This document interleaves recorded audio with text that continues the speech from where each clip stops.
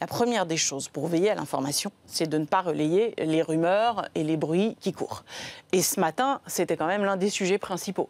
Car plusieurs victimes sont venues me voir en me disant « Ah mais j'ai entendu ci, j'ai entendu ça, est-ce que c'est vrai, est-ce que c'est faux ?» Donc dans ces cas-là, la première chose, c'est de ne dire que ce que l'on sait. La vérité qui se démontre scientifiquement. Tant que l'on ne sait pas, on ne dit pas. Et c'est une garantie aussi pour les proches des victimes. On ne peut pas jouer avec l'information quand on est dans ces situations de tragédie. Rien n'est pire que d'annoncer un décès quand ce n'est pas le cas, et inversement. Donc, c'est d'abord le premier des devoirs de l'État, c'est de ne dire que ce dont on est certain.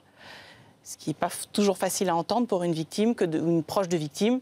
Pas facile à entendre que d'entendre « je ne peux pas vous le dire tout de suite, car pour le moment, ça n'est pas vérifié, il faut attendre ». Et cette incertitude elle-même, elle est douloureuse, mais elle est préférable à de fausses informations. Et dans un second temps, l'État français s'organise, tous les services savent s'organiser pour avoir une parole naturellement cohérente et pour dire la vérité. Et cette vérité, le juge, le tribunal de grande instance de Paris, c'est celui qui prononce le décès. Mais il ne le fait pas à la légère.